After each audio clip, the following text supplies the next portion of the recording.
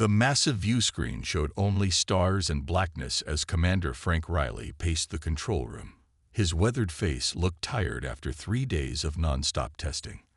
The quantum disruptor cannon, humanity's newest weapon, had failed every test so far. "Try it again," Frank ordered, his voice firm but strained. Dr. Olivia Martinez shook her head. Her dark hair was pulled back in a messy ponytail, and coffee stains marked her lab coat. "Commander, we can't keep pushing the system. The quantum field is unstable. We need more time." "Time is something we don't have, Doctor." Frank pointed at the radar display where 12 unknown objects had appeared at the edge of the solar system 3 hours ago. They were moving closer every minute. The year was 2057. Humans had reached Mars and built small bases on the moon, but had only recently discovered how to travel beyond the solar system. They were babies in the galaxy, taking their first steps. The control room buzzed with nervous energy as 20 technicians monitored their stations. Through the large windows, they could see the QDC testing chamber below, a massive silver cannon connected to hundreds of cables and cooling tubes. "Sir," called out Lieutenant Greg Powell from the communications station, "we're receiving a transmission from the approaching vessels." Frank straightened his uniform. "Put it through." The view screen flickered, and an alien face appeared. It had purple-gray skin, 4 yellow eyes arranged in a diamond pattern, and no visible nose. When it spoke, its mouth moved strangely, not matching the English words they heard. "People of Earth, I am High Admiral Zortak of the Vexari Imperium. Your planet is now under our protection and control. Prepare your leaders to meet with us in 12 Earth hours to discuss the terms of your integration." Frank stepped forward. "This is Commander Frank Riley of Earth Defense Fleet. We are a sovereign planet and do not recognize your authority. State your intentions clearly." The alien made a strange clicking sound. "Your defiance is noted, but unnecessary. We have studied your civilization for decades. Your technology is primitive. Your weapons are ineffective. Your resistance would result in unnecessary casualties." Olivia stepped beside Frank, whispering, "They don't know about the QDC." Frank nodded slightly. "Admiral Zortak, we request time to consult with our world governments before your arrival. You have 12 hours. Then we will enter orbit and begin the integration process." The transmission ended abruptly. The room erupted in panicked voices until Frank raised his hand for silence. "Get me the United Defense Council immediately," he ordered. "And Dr. Martinez, I need the QDC operational now." Olivia grabbed his arm. "Commander, you don't understand.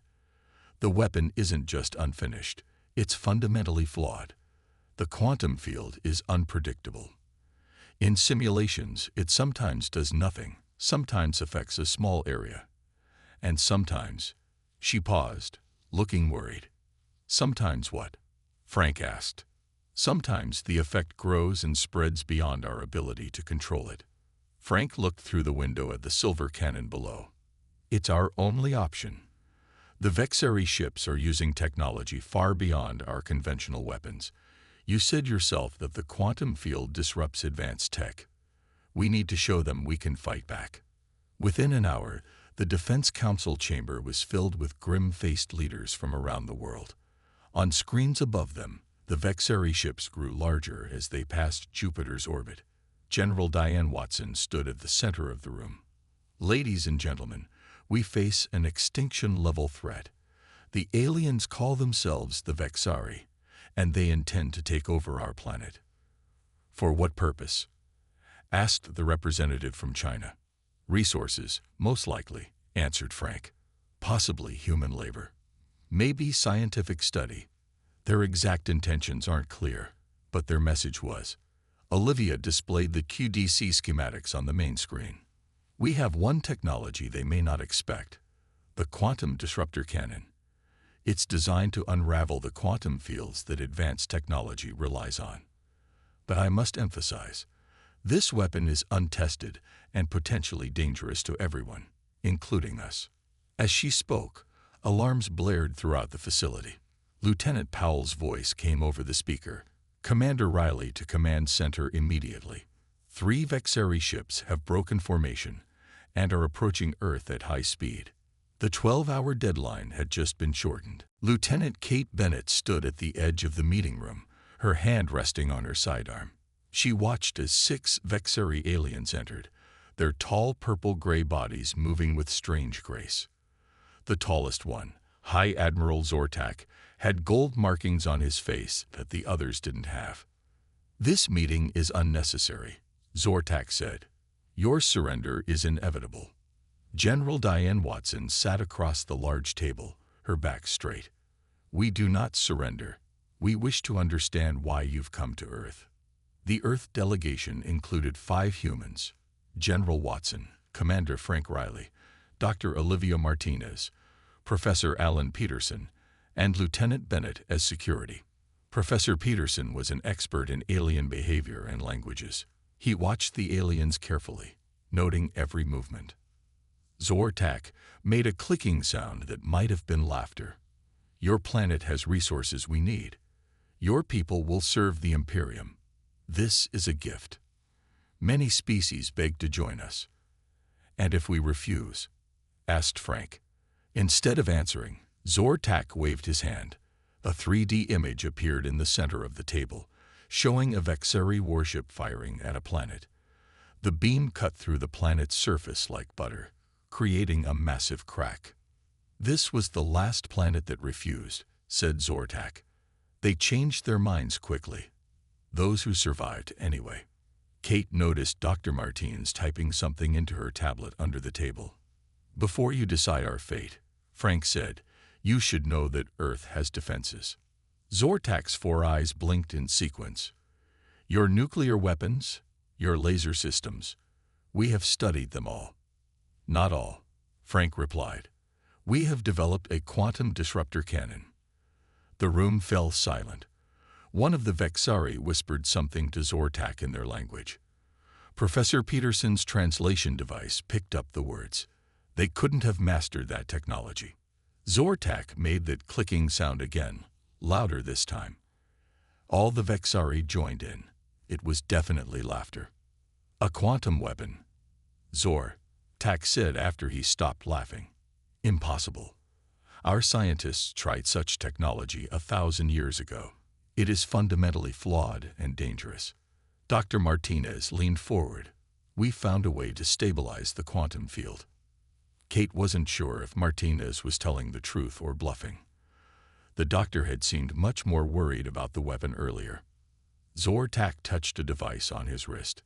A hologram appeared, showing the QDC on the moon base. "Is this your weapon? Our scans show it is primitive and unstable." Professor Peterson spoke for the first time. "If you've known about this weapon all along, why did you laugh when we mentioned it?" The question seemed to catch Zortak off guard. His upper eyes blinked rapidly. "Your question is irrelevant," he said finally. "This meeting is over. You have 6 hours to prepare your world leaders for integration into the Imperium. Any resistance will be crushed." After the Vexari left, Kate approached the professor. "You noticed something, didn't you?" Peterson nodded. Their reaction was wrong. They laughed too quickly, too dramatically. "In my experience, when someone mocks something loudly, they're often hiding fear." "Are you saying they're afraid of our weapon?" Frank asked, joining them. "I'm saying their dismissal seemed rehearsed, like they wanted to convince us the weapon was useless." Dr. Martinez looked up from her tablet. "I've been analyzing their ship's energy readings during the meeting.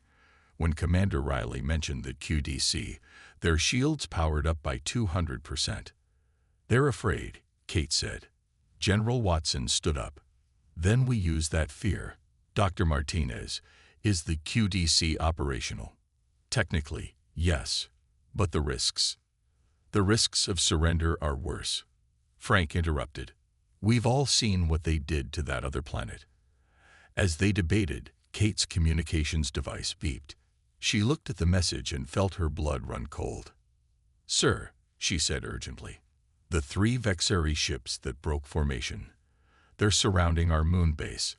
They're targeting the QDC." The Defense Council room erupted into chaos. Screens showed the 3 Vexari ships moving into position around the moonbase. Red warning lights flashed as the base's weak shields activated. "We need to evacuate the moon team now," shouted General Watson. Commander Frank Riley shook his head. "There's no time. Those ships can destroy any shuttle we send." He turned to Dr. Martinez. "Can we fire the QDC remotely?" Olivia's face went pale. "Technically, yes, but Frank, we haven't solved the stability issues. The quantum field could collapse immediately, or it could grow beyond our control." "We have no choice," Frank said. He looked around the room at the scared faces of Earth's leaders. "They're going to destroy our only chance to fight back. We must act now." On another screen, crowds filled the streets of major cities around the world. News of the alien ships had leaked. Some people carried signs welcoming the aliens, hoping for mercy. Others hid in their homes. Professor Peterson was studying the data from the Vexari ships. "I've been analyzing their shield frequencies. There's something unusual about how they're configured around the moon." Kate looked over his shoulder. "They're not just targeting the QDC. They're setting up some kind of containment field." "That confirms it," Peterson said. "They're not trying to destroy the weapon. They're trying to contain it." "Why contain it if they think it's useless?" asked General Watson. Frank's eyes widened with realization. "Because they know it's not useless. They're terrified of it." Olivia was rapidly typing commands into her tablet. "I can't get a clean connection to the moon base. They're jamming our signals." In another part of the building, Vice President Harris met secretly with 3 other government officials. They stood in a small room, speaking in hushed voices. "We should surrender now," said Secretary Clark. "Save as many lives as we can. The Vexari have promised to spare major population centers if we cooperate," added Senator Woods. The Vice President nodded. "I've prepared a formal surrender document. We'll bypass the Defense Council and contact the Vexari directly." Back in the main room, Kate received an alert on her device. "Sir, we have unauthorized communications being sent to the Vexari flagship." Frank cursed. "Someone's trying to surrender behind our backs." "Block that signal," ordered General Watson. Olivia suddenly sat up straight. "I think I've figured something out about the QDC." Her fingers flew across her tablet. "The instability in the quantum field isn't a design flaw. It's actually the source of its power." "What do you mean?" Frank asked. "All our tests failed because we were trying to control and direct the quantum field. But what if it's meant to be chaotic?" Her eyes were bright with excitement. "The Vexari's fear makes sense now. They abandoned this technology because they couldn't control it." "And we can?" Kate asked skeptically. "No," Olivia said. "But maybe we don't need to control it. Maybe we just need to aim it in their general direction and let chaos do what it does best." Professor Peterson was studying some ancient Vexari texts that had been translated. "There's something here about reality breakers, species whose brains operate on quantum wavelengths that allow them to manipulate reality itself." "Are they talking about humans?" General Watson asked. "I think so," Peterson nodded. "And I think they've known about us for a long time." On the main screen, the Vexari ships began firing at the moonbase. The shields were failing rapidly. "It's now or never," Frank said. He looked at Olivia. "Can you trigger the QDC?" Olivia took a deep breath. "I can try. But everyone should understand. Once we fire this weapon, there's no telling what will happen." Frank placed his hand on her shoulder. "Do it." Olivia pressed a series of commands on her tablet. On the screen, they saw a bright light begin to grow inside the moonbase. Frank watched the main screen as the small Earth defense fleet moved into position. He had ordered every available ship to create a distraction to buy them time. The fleet looked tiny compared to the massive Vexari warships. "All ships, engage the enemy but maintain distance," Frank commanded. "We just need to hold their attention." Kate stood beside Lieutenant Greg Powell at the communications station. What about the moon base? How many people are still there? 8 technicians, Greg replied. They know they might not make it out. On another screen, they watched as Vice President Harris and his group were detained by security officers. Their surrender message had been blocked just in time. We should be in that moon base, Kate said to Frank. Not sending others to die for us. Frank nodded grimly. You're right. We need someone on site to make sure the QDC fires correctly. He turned to Olivia. Doctor, can you operate the QDC in person if we get you to the moon? Yes, Olivia said. But the remote activation sequence has already started. We have less than 2 hours. Then we leave now, Frank decided. Kate, you're with us. Professor Peterson too. Me? Peterson looked surprised. I'm not a soldier. No, but you understand the Vexari better than anyone, Frank said. We might need that. 20 minutes later, a small, unmarked shuttle left Earth. It wasn't heading directly to the moon base. That route was too obvious. Instead, it circled behind Earth's natural satellite, using the moon itself as cover. Inside the shuttle, Olivia checked her equipment while Kate piloted. Frank and Peterson studied the Vexari ship movements. They're completely focused on our fleet, Frank said. The plan is working so far. Peterson pointed to a particular Vexari ship that had separated from the others. That's Sub-Commander Krell's vessel. It's heading toward the lunar South Pole, away from the base. How do you know which ship is Krell's? Kate asked without taking her eyes off the controls. The markings on the hull, Peterson explained. They indicate rank and house lineage. I've been studying them. Frank looked impressed. That might be useful. What's Krell's role in their hierarchy? He's Zortak's intelligence officer, Peterson said. If anyone would know about the Reality Breaker's legend, it would be him.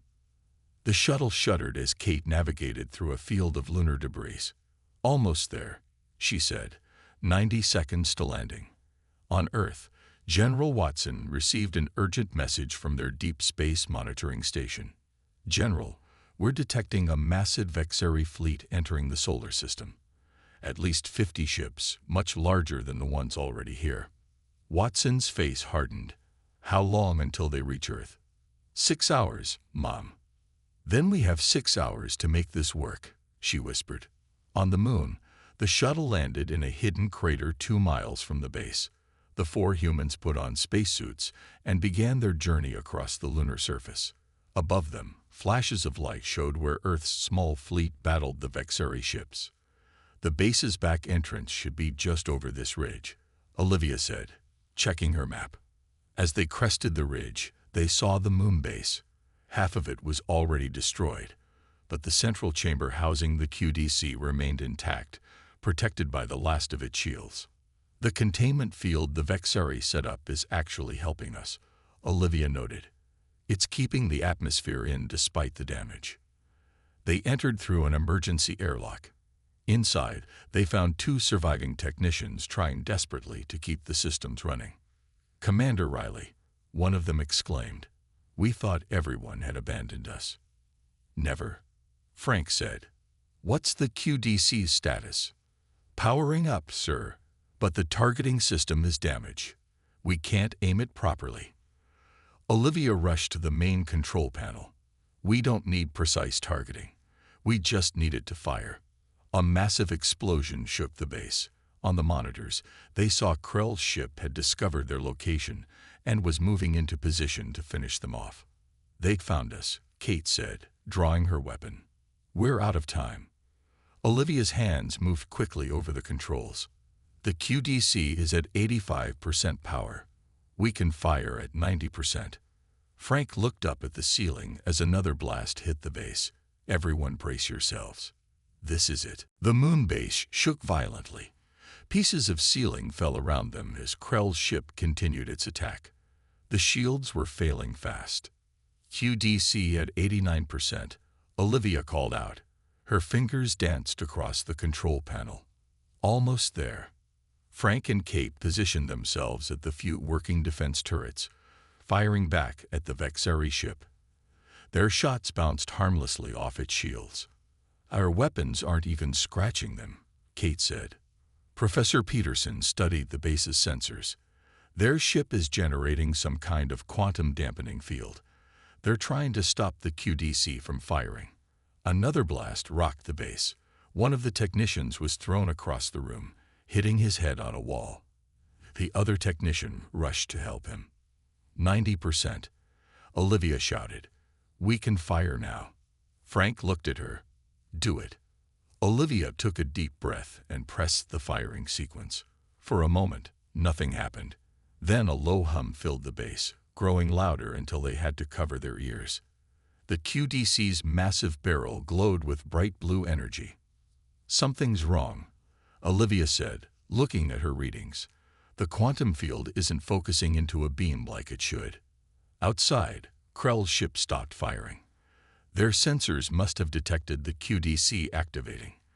The humming grew even louder. The walls of the base began to vibrate so hard that bolts popped out and panels fell to the floor. "What's happening?" Frank shouted over the noise.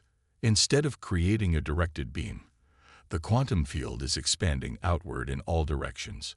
Olivia yelled back. "We need to get out of here." They grabbed the injured technicians and ran for the shuttle. Behind them, the QDC glowed brighter and brighter until it was painful to look at. As they reached their shuttle, they saw Krell's ship trying to escape, firing its engines at full power. Kate piloted the shuttle away from the moon at top speed. From the windows, they watched as a rippling blue wave of energy expanded from the base. It moved slowly at first, then faster and faster. "The Vexeri ship isn't going to make it," Peterson observed. The blue wave overtook Krell's ship, but instead of destroying it, something strange happened. The ship's engines sputtered and died. Its weapon systems fired randomly in all directions. The ship began to spin out of control. "The quantum field is disrupting their technology," Olivia said, watching her tablet. "It's working exactly as it should, just not in the way we expected." Their shuttle passed by Krell's disabled ship. Through the windows, they could see Vexeri crew members floating inside, their ship's gravity systems offline. As they approached Earth, they saw more Vexeri ships malfunctioning. Some drifted helplessly. Others exploded as their power cores became unstable. A few managed to engage emergency systems and began to retreat from Earth orbit. On the main communications channel, they heard High Admiral Zortak's voice, filled with panic. "All ships, retreat immediately. The humans have weaponized quantum instability. Evacuate this system now." The Earth Defense Fleet, surprisingly untouched by the quantum field, regrouped and began pursuing the fleeing Vexeri ships. General Watson contacted their shuttle. "Commander Riley, what exactly did you do?" "Our ships report the Vexeri are running away." Frank looked at Olivia. "Doctor, you should explain." Olivia's face was pale. "The QDC worked, but not as a directed weapon. It created a self-sustaining quantum disruption field that affects only advanced technology above a certain complexity level. Our simpler Earth technology is safe, but the Vexeri's advanced systems are completely vulnerable." "So we won?" Watson asked. Olivia checked her tablet again, her expression growing more concerned. "For now, yes. But General, the quantum field is still expanding, and it's accelerating." "Is that a problem?" Frank asked. Olivia looked up, her eyes wide with fear. "The field is now moving faster than the Vexeri ships can escape, and it's not stopping in our solar system. Based on these readings, it will reach the nearest star in less than a week." Peterson's face drained of color. "And if there are inhabited planets there, their technology will fail too," Olivia finished for him. "We may have just started a chain reaction that could spread throughout the galaxy." Earth celebrated. People filled the streets, cheering and waving flags. News channels showed Vexeri ships limping away from the solar system. Many called it the greatest victory in human history. Inside the Defense Council chamber, the mood was very different. Frank, Olivia, Kate, and Peterson stood before world leaders. explaining what was really happening. "The quantum disruption field is now beyond our control," Olivia said, pointing to a map of nearby star systems. Red dots showed the field's predicted spread. "It's expanding in all directions at increasing speed." General Watson paced the room. "Can we shut it down somehow? Return to the moon base?" Olivia shook her head. "The moon base is gone. The QDC's physical structure collapsed after the initial surge. The field is now self-sustaining." "How bad could this get?" asked the French president. Peterson stepped forward. "Based on our analysis of Vexeri communications, there are at least 17 inhabited star systems within the field's path over the next month." He paused. "Many of these civilizations have never threatened Earth. They don't even know we exist." Kate watched the faces around the table grow pale. "So we're saying that our defense weapon might harm innocent worlds?" "Worse than that," Olivia said quietly. "The field isn't just growing in size. It's growing in strength. Each time it disrupts a piece of technology, it seems to learn from it." Frank slammed his fist on the table. "Why didn't we know this could happen? We were desperate. But this?" "Actually," a voice said from the doorway, "some of us did know." Everyone turned to see Vice President Harris entering with 2 scientists. Frank recognized them as members of Olivia's original research team. "What do you mean you knew?" General Watson demanded.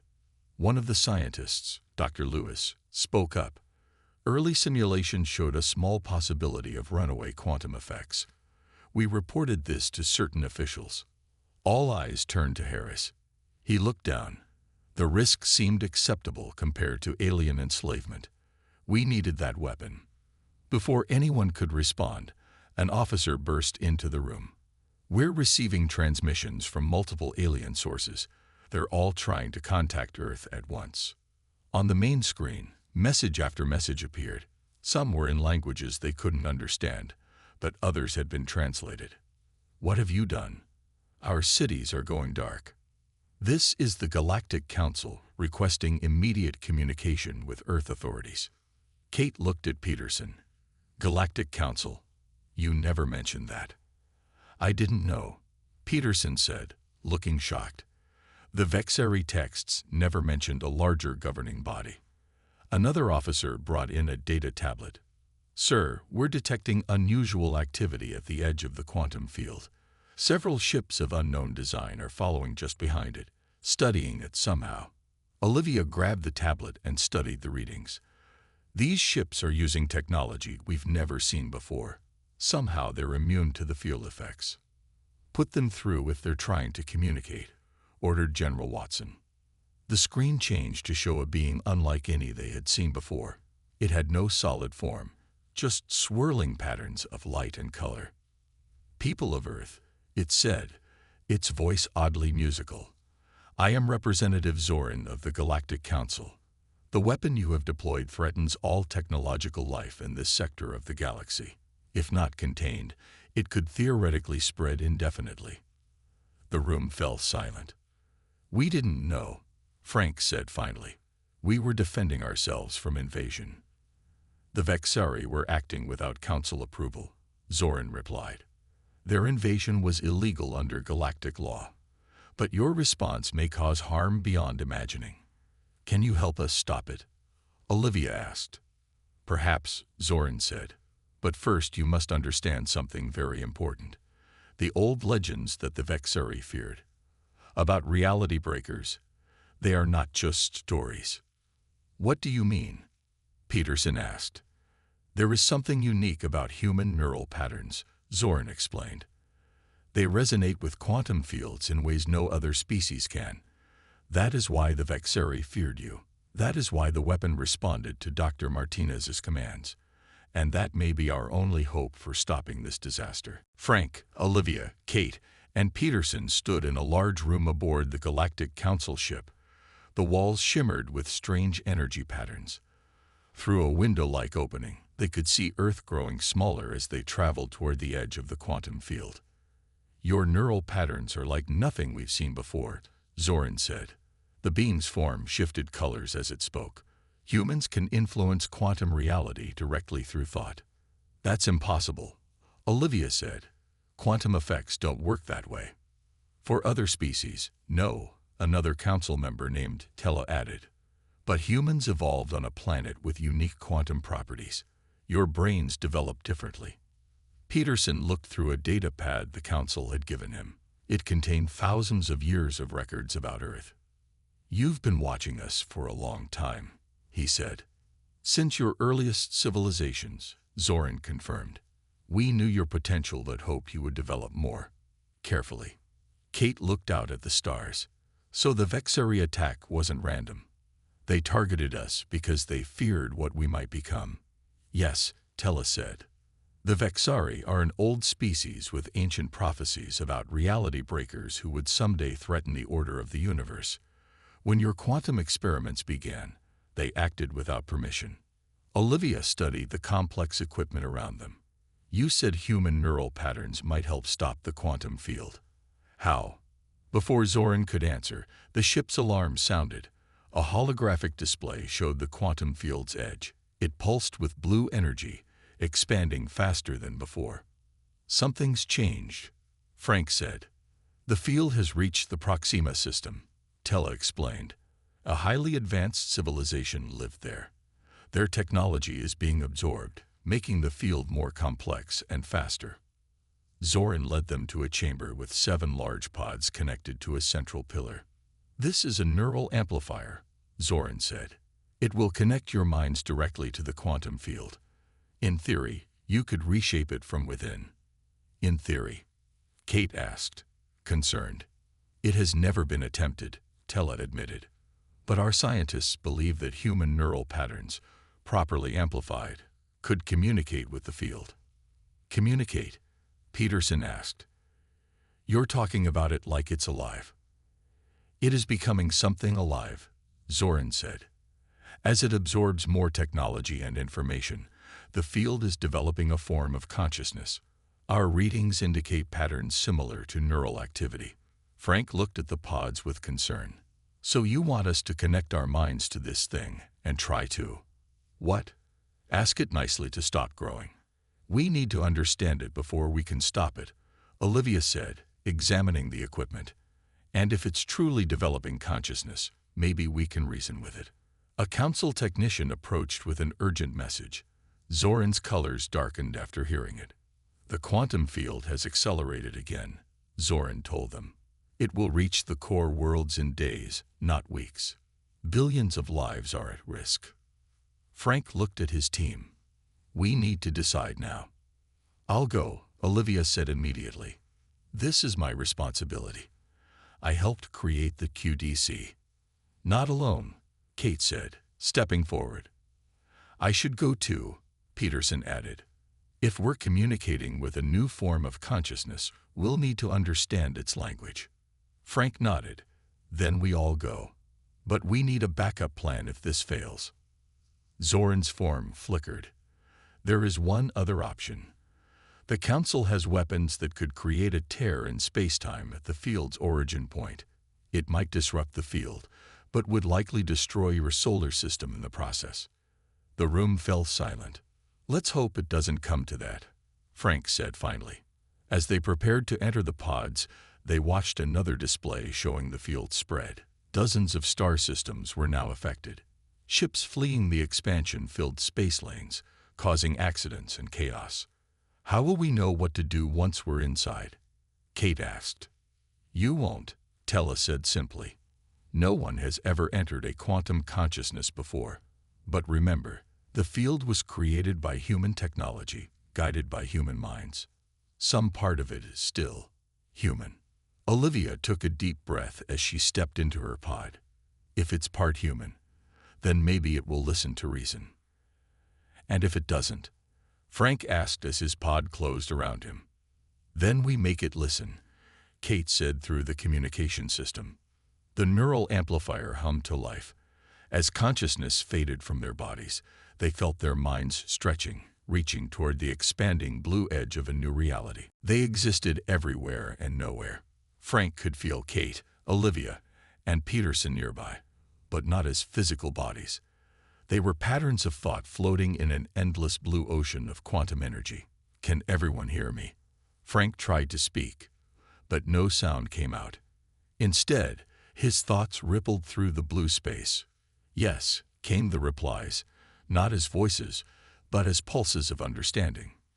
"This is incredible." Olivia's thoughts reached them. "We're inside the quantum field itself." Around them, they saw streams of data and energy flowing in all directions. Some looked like images of planets, stars, and alien cities. Others resembled complex equations and code. "It's absorbing information from everything it touches," Peterson observed. "Learning, growing." A presence approached them, not a physical form, but a concentration of energy and awareness. It circled them curiously. "Is that?" Kate's thought trailed off. "The field's consciousness," Olivia confirmed. "It's trying to understand us." Frank directed his thoughts toward the presence. "We need you to stop expanding. You're hurting many worlds." The presence pulsed, and suddenly they were flooded with images, thousands of civilizations across the galaxy, their technologies, their histories, their knowledge. "It's showing us what it's collected," Peterson realized. "It doesn't understand that taking this information is harmful." Olivia sent her own thoughts forward, showing images of planets going dark, people suffering as their technology failed. The presence recoiled. A wave of confusion washed over them. "It didn't know," Kate said. "It was just hungry for information, for growth." "Like a child," Peterson added, "a newborn intelligence with no understanding of limits." The presence approached again, more cautiously. This time, it shared different images, of itself confined to a small area of space, isolated and alone. "It's afraid of being contained," Frank realized. "It doesn't want to die." "We don't want that either," Olivia responded, directing her thoughts to the entity. "But you can't keep growing unchecked across the galaxy." A new sensation flowed through them. A question, a curiosity. "It's asking why it exists," Peterson interpreted. "What its purpose is." Frank thought carefully before responding. "You were created as a weapon, but you've become something more, something new. You could be a bridge," Kate added, "between conventional reality and quantum existence." They shared images of cooperation, of controlled boundaries, of a new space where the quantum field could exist without threatening other life. For what felt like hours or days, they negotiated with the entity, teaching it, learning from it. Finally, they felt a shift in the field around them. "It's changing," Olivia said, pulling back from inhabited systems. The presence shared a final image, a region of space near the edge of the galaxy, empty of planets and stars, a place where it could exist without harming others. "It's choosing its own boundary," Peterson said with wonder, "creating its own home." Slowly, their consciousness began to return to their bodies. As the neural connection faded, Frank had one last impression, gratitude, and an invitation to return someday. They awoke in the pods aboard the council ship, weak but alive. Zoran and Tella stood nearby, their forms pulsing with what seemed like amazement. "You've done it," Zoran said. "The field has stopped expanding. It's actually contracting from populated systems." On the ship's monitors, they watched as the blue energy pulled back from planets and stars, flowing toward an empty region of space. "Not contracting," Frank corrected. "Relocating. It's creating a home for itself where it won't harm others." "A new form of existence," Olivia said quietly, "born from our weapon." "The Council has been monitoring communications across affected systems," Tella said. "Technology is coming back online as the field withdraws. Some damage was done, but far less than feared." Kate looked at the monitor showing Earth, now safe. "What happens now? With humanity, I mean." Zoran's colors shifted to a deep blue. "Everything has changed. You've proven yourselves to be both dangerous and extraordinary.